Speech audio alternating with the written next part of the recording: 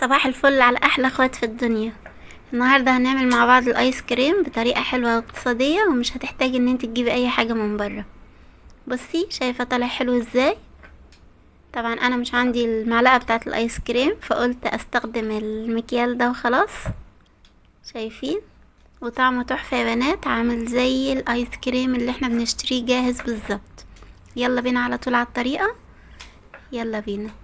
اول حاجه كده هنجيب مع بعض حله، وهنحط فيها لتر من اللبن. انا هنا ما كانش عندي لبن، فحطيت لتر من المية، وحطيت 4 معالق من اللبن البودر. تمام، حطيت اهو لتر من المية و4 معالق من اللبن البودر. هنقلبهم كويس كلهم مع بعض. ولسه لحد دلوقتي احنا ما شغلناش عليه النار. تمام، هنقلب كل ده على البارد. هنحط كوباية من السكر، سكر عادي، حبيبات عادي، سكر تموين يعني بمعنى اصح. تمام، هنقلب كل المكونات كلها مع بعض.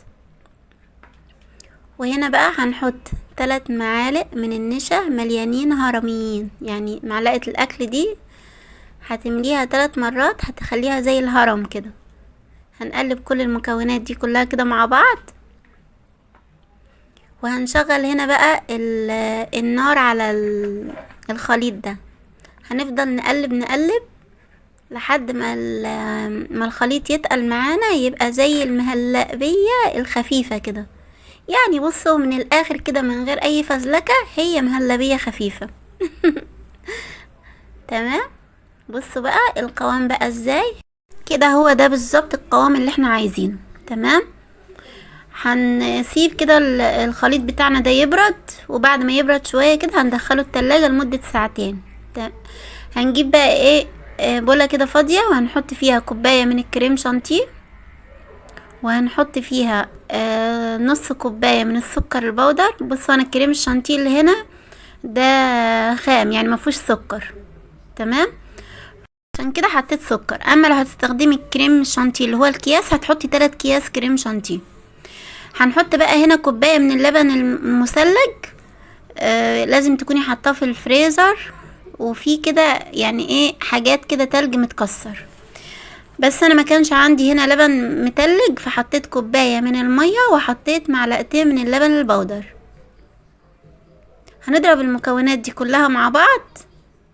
بس الاول هنحط عليهم المهلبية اللي عملناها قبل كده. بص انا لما جيت هنا شلت المهلبية، حطيت عليها اكياس. شايفين حطيت عليها اكياس ازاي على الوش؟ عشان احنا مش عايزينها تعمل وش، مش عايزين تعمل وش. فانتي قبل ما تدخليها التلاجة هتحطي عليها اكياس.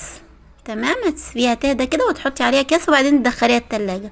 حطيت كده المهلبية بتاعتنا كده على المكونات اللي انا حطيتها. تاني هقول لكم المكونات عبارة عن كوباية كريم شانتيه خام، ونص كوباية سكر، وكوباية من الحليب المثلج. تمام، هنضرب المقادير دي كلها مع بعض كده بالمضرب اليدوي او بالمضرب الكهرباء. انا ليه بديكي اختيارات؟ عشان في ناس مش بيبقى عندها امكانيات ان هي تجيب مضرب كهرباء، فممكن برضك تعمليه بالمضرب اليدوي. تمام يا حبيبتي، هتضربي كده المقادير كلها لحد ما تعمل فوليوم كده وتعلى. بصوا اهو كده عليت اهي معانا. لو عندك مضرب يدوي زي كده هيكون كمان يعني عادي، هيعمل اللي احنا عايزينه، بس هتفضلي تضربي فيه فترة، يعني حوالي 10 دقايق. جبنا كده العلب اللي انا هحط فيها. بصوا انا قسمت على 3 علب عشان هخلي اطعم مختلفة. حطيت كده الكريم شانتيه، يعني الايس كريم، حطيته كده على 3 علب اهو.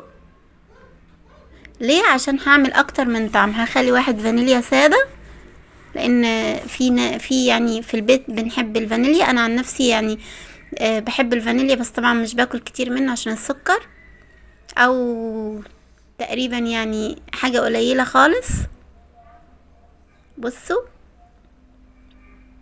هو مش مسكر قوي، حلو وجميل. وبصوا الكمية اللي طلعت من كوباية كريم شانتيه. او لو مش هتستخدمي كريم شانتيه اللي هو الخام، قلتلك هنجيب ايه الكيس اللي هو دريم ويب ده، هتجيبي 3 اكياس.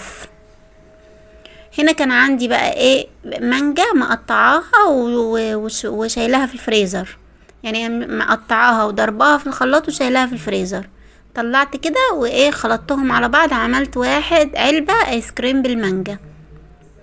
تمام، علبة ايس كريم بالمانجا حطيتها عليها كده وقلبتهم مع بعض. عايزة تضربيهم ضربة كده بالمضرب اللي هو الكهرباء، اضربيهم بردك حلو.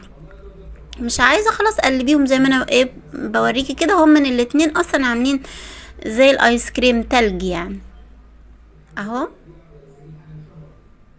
اما بقى لو هتحطي حاجة بودر فدي لازم تضربيها تاني بالمضرب الكهرباء او تفضلي تضربي فيها بالمضرب اليدوي، زي ما انا هعمل دلوقتي كده في الكاكاو. حطيت اهو نص كوباية من الكاكاو الخام على الكمية اللي عندي دي، وهقلبهم. هلاقيهم يعني حتى لو قلبتهم في زي حبيبات كده فمش هينفع. هضربهم بالمضرب اليدوي ده شوية او بالمضرب الكهرباء. خلاص، بس زي ما قلت لك لو بالمضرب اليدوي ده هتاخدي فترة يعني تضربي فيهم اهو كده. خلاص بقى جاهز معانا الايس كريم الشوكولاتة.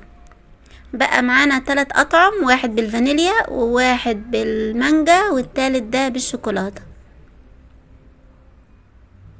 هتغطيهم بقى كلهم كده وتدخليهم الفريزر يوم كامل، يعني هتدخليهم مثلا من بالليل لتاني يوم بالليل، او لو عملتيهم الصبح هتدخليهم من الصبح لتاني يوم الصبح عشان يجمدوا كده ويبقوا معاكي زي الايس كريم. هتخبطيهم خبطتين كده تطلعي الهواء اللي فيهم وتظبطي ايه العلبة. انا هوديهم على الفريزر كده على طول وهوريهم لكم بعد ما خلاص اتجمدوا اهو. بعد ما خلاص كده اتجمدوا، بس كانوا الولاد يعني ما شاء الله عليهم ربنا يبارك لي فيهم يا رب ايه خدوا منهم كده وداقوا، فمعلش يعني على المنظر. اهو بصوا طلعوا كده منهم.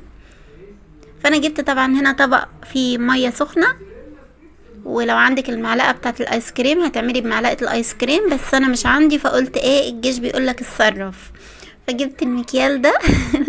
ده المكيال بتاع الدقيق انتوا عارفينه اهو. بقيت احط كده اهو في الميه السخنه واخد كده من الايس كريم. بصوا مش عارفه اقول لكم على طعمه، طلع تحفه تحفه. وهو اسمه بصي عملتي حاجه يعني خليتيها عندك في البيت لولادك وقت ما يطلبوا يلاقوا. شايفين اهو جامد جامد بجد، جربوه والله العظيم مش هتبطلوا تعملوه. يلا بقى يا حبايبي جربوه وقولوا لي ايه رايكم كده في التعليقات. واستنوا بقى الفيديوهات الجايه هنزل لكم حاجات حلوه ان شاء الله. يلا بقى باي باي.